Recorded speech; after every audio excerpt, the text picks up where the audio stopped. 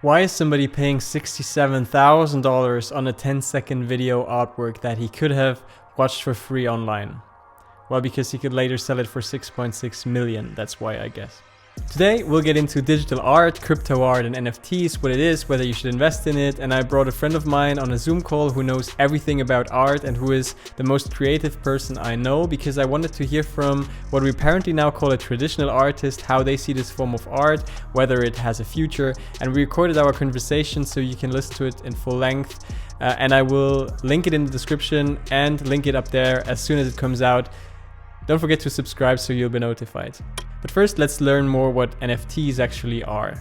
I came across NFTs half a year ago in one of Anthony Pompliano's newsletters, which I strongly recommended you check out in this video up there. I got very interested because I think the technology is fascinating. The thought of digital art is intriguing, and it's these opportunities that can significantly increase your investment returns. So what is digital art? Why do we need the blockchain technology for it? And what the hell are NFTs? NFT stands for non-fungible token, so something that is not interchangeable. This artwork here, for example, is a non-fungible token. Non-fungible meaning that it's unique, which it should be if I would want to buy it. So unlike your dollar or your Bitcoin, which are fungible, each dollar or Bitcoin is identical by design. You don't mind if we exchange our $1 bills. An NFT designates something that is unique, because if I buy this piece of digital art, which I did, there needs to be a system tracking the identity of the painting, making it original and that it belongs to me, securing my ownership. So why is this important? Until now, being a digital artist hasn't exactly been making a lot of money. Let's say a painter decides to draw his next painting digitally on an iPad, for example, puts in a lot of work and then wants to display or sell it. But nobody would pay for that if someone can go ahead and take a screenshot of the JPEG they created and claim they own it, because frankly, the screenshot is composed of the exact same sequence of zeros and ones, and no one can tell who says the truth. For digital art, we need a system that puts a timestamp on artwork, which wasn't an issue with physical art, because Vincent van Gogh made these brushstrokes verifiably at a unique point in time, just once in a unique way in 1889, looking out of the window in the psychiatric clinic he was a patient in. If a file is on the internet though, you can't distinguish between yours and a copy, nor who owns it. Well, this is a problem that needed to be fixed. Digital artists perform a very similar effort of meaningful craftsmanship to traditional painters. Enter the blockchain technology that's now making it possible to embed uniqueness and ownership into digital stuff. Digital items have existed for a long time and are just as valuable to their owners as physical belongings, for example a skin in Fortnite or a sword in World of Warcraft, which owners spend a lot of money and time to obtain. And if your World of Warcraft account goes away, your sword disappears forever, which is exactly what happened to Vitalik Buterin, the founder of Ethereum, which is the second largest blockchain by market cap after Bitcoin, and which is keeping record of NFTs and who owns which NFTs and whether they are the originals. That's completely unacceptable. You need to have an ownership of your digital belongings in a world that becomes increasingly digital, and that's what lies in the name NFT. Non-fungible means it's unique and uncopyable, and if an NFT represents artwork, for example, it can be bought and sold in an open marketplace like Nifty Gateways, for example.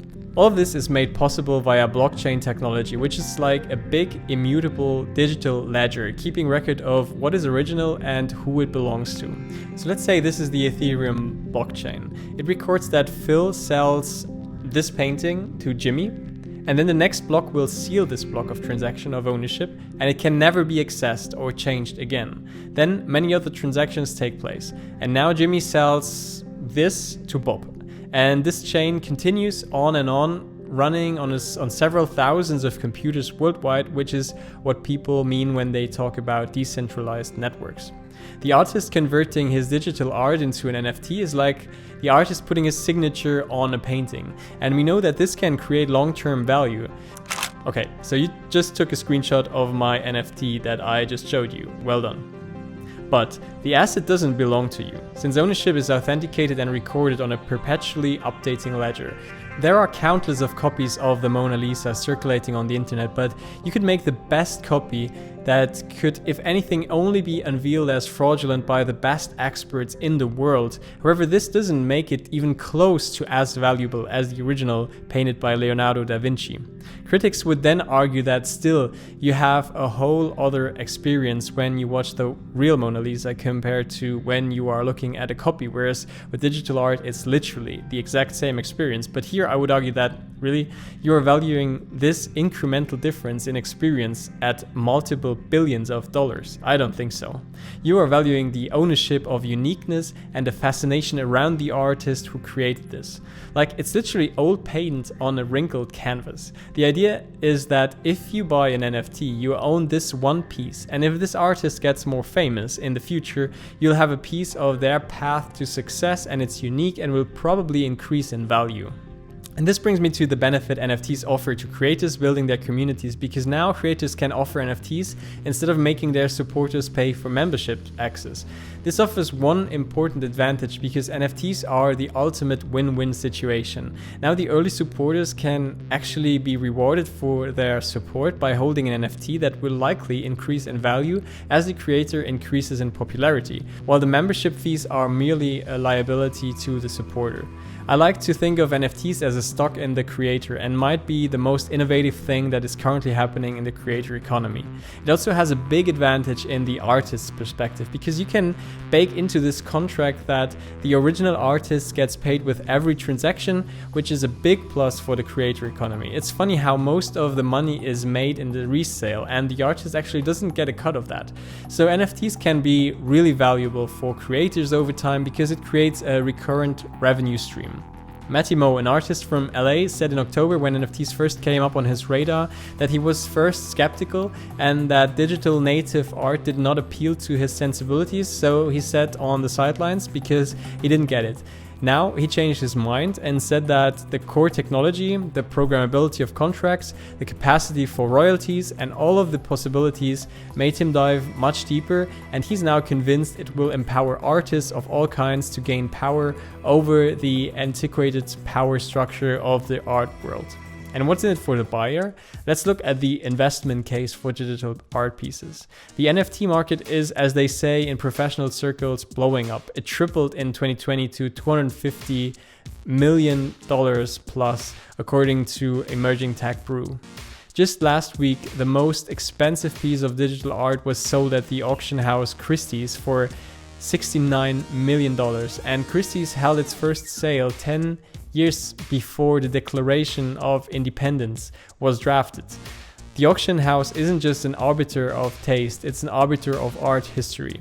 The art market is estimated to have a market cap of approximately $65 billion for the last few years, and it has done incredibly well over the last 20 years, outperforming the S&P 500 by over 180%. From an investor's perspective, digital art seems to be superior to traditional art in many ways. For example, physical art is hard to move around the world. It can be easily damaged, and there is difficulty in proving what is authentic and what is not. Many would argue that digital art is the next evolution of art. Each piece can incorporate complex movement and motion into the art.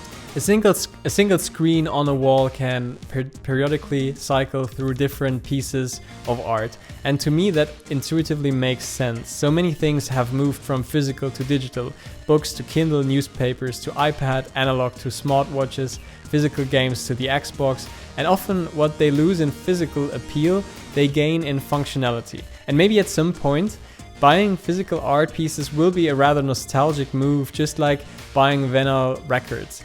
All of these analog products will probably stay. What I'm arguing is that some of the 100% of usage and money that were in the traditional art market will and are already flowing into the digital market. The question that is interesting is how much. Imagine the 6 million market cap of digital art making some ground on the 65 billion of the traditional art market. Another concern is the environmental impact that powering this whole digital art scene has, requiring a lot of computer power to keep the blockchain and thus ownership records secured. Here's what Seth Godin wrote in a post. Imagine building a giant new power plant just to make Christie's or the Basel Art Fair function.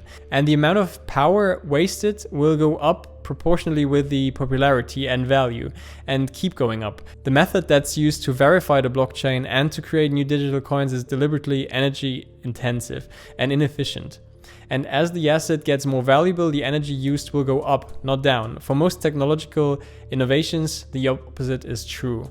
And while that is true, I guess that humans will always find solutions to such problems without disregarding an entire new technology, which is exciting at the least and solves a fundamental problem at the best, like the blockchain does.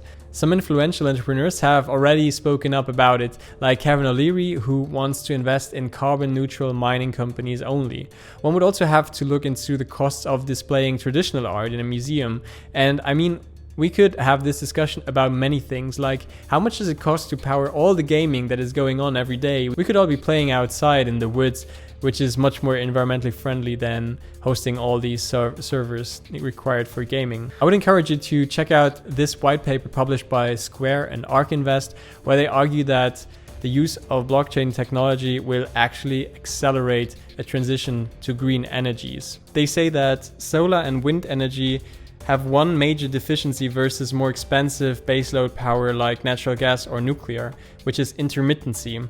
And intermittency is when an energy source is not constant. For example, in the case of solar energy, it only produces when the sun shines. Energy supply, therefore, is either abundant or non-existent. Demand, however, peaks around the late afternoon or early evening when people arrive home and turn on appliances, at which time neither solar nor wind are abundantly available.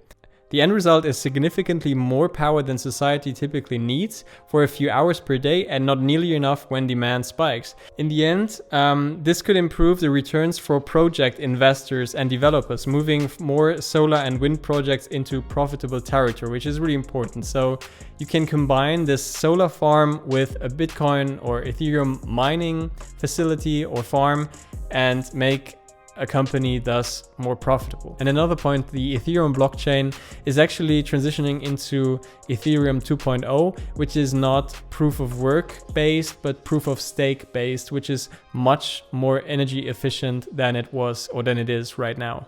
So that's all I gotta say for this video, guys. I hope you enjoyed it. I hope I could convince you that digital art might be a very interesting investment opportunity, mostly now as the market dipped significantly from its highs a couple of months back. Check out Nifty Gateways, that's where I bought my first NFTs. Don't forget to subscribe to my channel if you liked the video. Also like the video if you liked the video. Thank you so much for watching. I'm really happy about each and every view and subscriber and like and comment. If you want to discuss anything, I'm there in the comments section. And if not, see you next time. Bye bye.